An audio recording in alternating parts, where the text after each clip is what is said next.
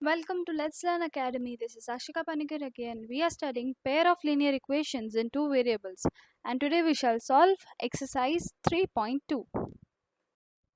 Question number 1 says form the pair of linear equations in the following problems and find their solutions. मतलब आपको यहाँ पे सिर्फ graph बना के छोड़ नहीं देना है, वहाँ पे सोल्यूशन भी बताना होगा. और उसमें फर्स्ट क्वेश्चन गिवन है 10 students of class 10 took part in a mathematics quiz. If the number of girls is 4 more than the number of boys, find the number of boys and the girls who took part in the quiz. पिछले video में भी मैंने बताया था कि अगर आपको कोई भी कन्फ्यूजन है कि आपको एक्स और वाई क्या लेना है तो आप क्वेश्चन का लास्ट स्टेटमेंट पढ़िए. उसमें आपको जो फाइंड करने को कहा है उसी को आपको एक्स और वाई लेना है. यहाँ पे नंबर ऑफ बॉयज़ और गर्ल्स फाइंड करने को कहा है, इसलिए let the number of girls be x and number of boys be Y.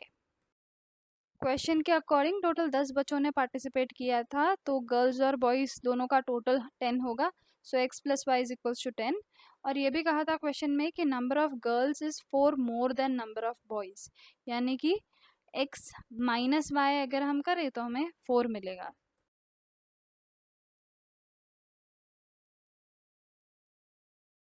पहला इक्वेशन ले लेते हैं. For x plus y is equals to 10, इसमें से हम x का फॉर्मूला बना लेंगे.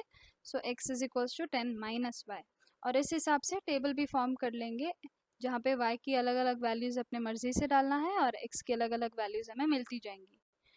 Take 3 values, that is the ideal thing you can do. उसी तरीके से दूसरा इक्वेशन है हमारा x minus y is equals to 4.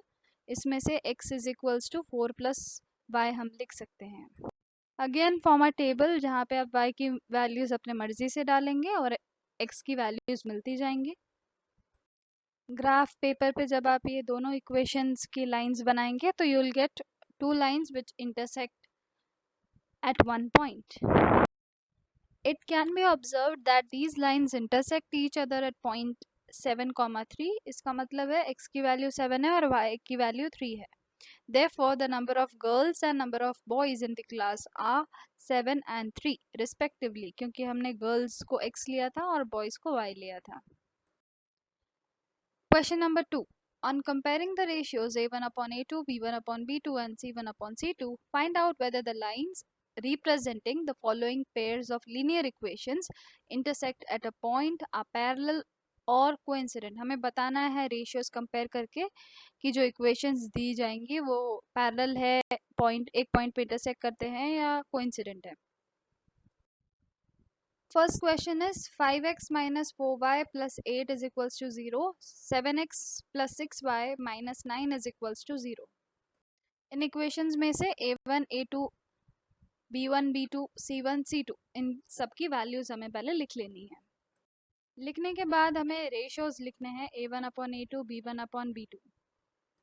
और यहाँ हम देख सकते हैं कि a1 upon a2 is not equals to b1 upon b2, तो हमें c1 अपॉन c2 निकालने की ज़रूरत ही नहीं है. Hence, the lines representing the given pair of equations have a unique solution and the pair of lines intersect at exactly one point. Question 2 के बाकी question similar ही है जो आप कर सकते हैं. So we'll move on to question number 3. It reads, on comparing the ratios a1 upon a2, b1 upon b2 and c1 upon c2, find out whether the following pair of linear equations are consistent or inconsistent. Consistent हम तब कहते हैं जब कम से कम एक solution आए, और inconsistent हम तब कहते हैं जब एक भी सॉल्यूशन पॉसिबल ना हो, यानी कि जब लाइंस इंटरसेक्ट करती है एक पॉइंट पे या अदरवाइज लाइंस कोइंसिडेंट होती है, तब हम कह सकते हैं कि इक्वेशन कंसिस्टेंट है. और जब लाइंस पैरेलल हो, यानी कि जब एक भी सॉल्यूशन नहीं मिलता हो, तब हम कह सकते हैं कि वो जो लाइंस है वो इनकंसिस्टेंट है. इनकंसिस्टेंट मतलब फालतू है, उसका कुछ काम नहीं है, वो इंटरसेक्ट करने भी नहीं वाली, ना ही कोई सोल्यूशन देने वाली है. First question is 3x plus 2y is equals to 5 and 2x minus 3y is equals to 7. इन इक्वेशंस में से हम रेशियोज निकाल लेंगे a1 upon a2, b1 upon b2 and c1 upon c2. Here you can see a1 upon a2 is not equals to b1 upon b2. These linear equations are intersecting each other at one point and thus have only one possible solution. Hence the equations are consistent, क्योंकि इसका एक solution तो मिलेगा because the lines are intersecting. Question number 2, 3, 4 of third question is similar, इसलिए we'll go to question number 5. The equation is 4 by 3x plus 2y is equals to 8 and 2x plus 3y is equals to 12. Here again we'll find the ratios a1 upon a2, b1 upon b2 and c1 upon c2. जो a1 upon a2 है उसमें 4 upon 3 upon 2 आएगा, तो जो numerator है 4 upon 3 और उसमें जो 3 है वो नीचे आ जाएगा, so that will be 4 upon 6. और जब 4 upon 6 को आप रिड्यूस करेंगे, 2 से कटिंग करेंगे, तो you will get 2 upon 3. Similarly b1 upon b2 और c1 upon c2. Here we see that a1 upon a2 is equal to b1 upon b2 is equal to c1 upon c2. Thus equations are coincident pair of lines and have infinite number of possible solutions. क्योंकि यहाँ पे कम से कम एक क्या बहुत सारे solutions मिल रहे हैं, so we say that the pair of linear equations is consistent. Now going for question number 5. Half the perimeter of a rectangular garden whose length is 4 more than its width is 36 meter. Find the dimensions of the garden. बोला है perimeter का half जो है वो 36 metre है. Half the perimeter is 36 metre और length की value दी है कि वो ब्रेथ से 4 मोर है. Find the dimensions means you have to find the length and breadth of this rectangular garden. So let the width of the garden be x and length be y. According to the question बोला है कि length और breath में 4 का difference है, तो अगर हम लेंथ माइनस ब्रेथ करेंगे तो 4 आएगा. So y minus x is equals to 4. We number this equation as equation 1. और बोला है half the perimeter of rectangle garden is 36. Perimeter का फॉर्मूला होता है 2 into l plus b. Half the perimeter है इसलिए वो जो 2 इंटू एल प्लस बी था उसमें से 2 हम हटा देंगे, सो लेंथ एंड ब्रेथ का टोटल होगा 36. सो हमारे क्वेश्चन के according y plus x is equals to 36. We number this equation as equation number 2. First equation में से यानी कि y minus x is equals to 4 में से y का फॉर्मूला बनाएंगे, so we get y is equals to x plus 4. Accordingly we'll make the table. X की अलग अलग वैल्यूज डालते हुए we get different values of y.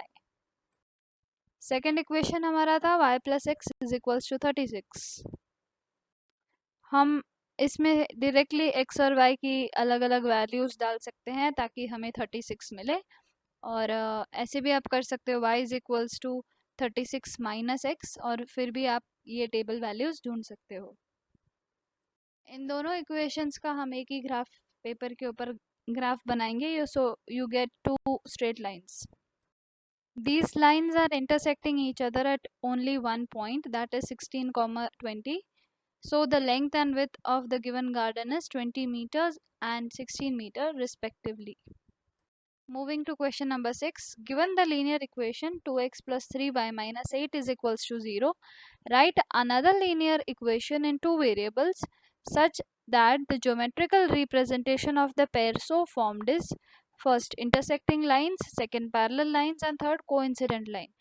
इसमें आपको एक इक्वेशन दी गई है 2x plus 3y minus 8 is equals to 0. आपको इसकी जोड़ी बनानी है. दूसरा लीनियर इक्वेशन आपको ऐसा बनाना है. 3 तरह के आपको इक्वेशंस बनाने होंगे. पहला जो आप इक्वेशन बनाएंगे वो ऐसा होना चाहिए जो गिवन इक्वेशन के साथ इंटरसेक्टिंग हो. दूसरा जो आप इक्वेशन बनाएंगे वो ऐसा होना चाहिए जो गिवन इक्वेशन के साथ पैरेलल हो. और थर्ड जो आप बनाएंगे वो गिवन इक्वेशन के साथ कोइंसिडेंट होना चाहिए. अब इंटरसेक्टिंग लाइंस के लिए कंडीशन होती है a1 upon a2 not equals to b1 upon b2. So I have made a random equation, वो है 2x plus 4y minus 6 is equals to 0. आप कोई भी इक्वेशन ऐसा बना सकते हैं, बस a1 अपॉन a2 और b1 अपॉन b2 जो रेशियो है वो इक्वल नहीं होना चाहिए. तो यहाँ पे मैंने ये इक्वेशन बनाया, आप कोई और इक्वेशन बना सकते हैं. सिमिलरली पैरेलल लाइंस के लिए कंडीशन होती है a1 upon a2 is equal to b1 upon b2 but not equal to c1 upon c2. और मैंने यहाँ पे रैंडम जो अपने मर्जी से इक्वेशन बनाया है वो ये है 4x plus 6y minus 8 is equals to 0। और आप भी अपनी मर्जी से कोई भी इक्वेशन बना सकते हैं, बस ये कंडीशन सेटिस्फाई होना चाहिए, उसका ध्यान रखना है। So hope you enjoyed solving all the questions of exercise 3.2 together. I have skipped many of the questions in between because they are easy and similar as the ones which have been already solved in this video. So it's your work to complete the whole exercise. Thank you.